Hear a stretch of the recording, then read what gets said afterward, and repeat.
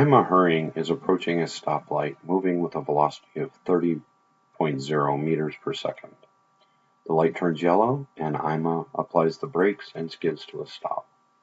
If Ima's acceleration, the rate at which she slows down, is negative 8.00 meters per second, then determine the displacement, or the distance with a direction, of the car during the skidding process. Well, I need a couple cars here, and at some point, she's going to get to a red light. Okay, and we know that her initial velocity in this direction is plus 30.0 meters per second. And we can figure out that this velocity, when she's done, velocity final, is 0 meters per second. Now I can say that this one is a velocity initial, and this one's a velocity final, and then I also have an acceleration.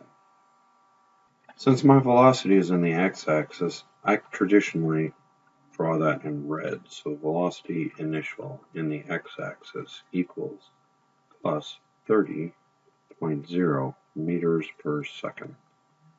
And I know my velocity final in the x-axis is 0 meters per second. And I know that I accelerate in the x-axis at negative 8.00 meters per second squared. The thing that I'm looking for is displacement in the x-axis, and that's going to be in meters.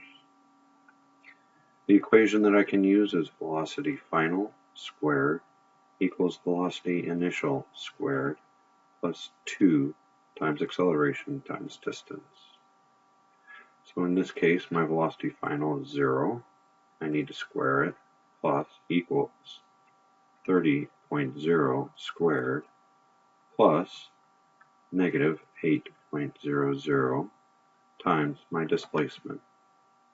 Now I can simplify. 0 times 0 is 0. 30 squared is 900.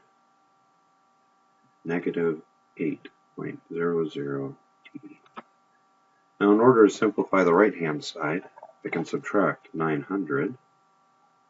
These cancel, but whatever I do to the right, I have to do to the left.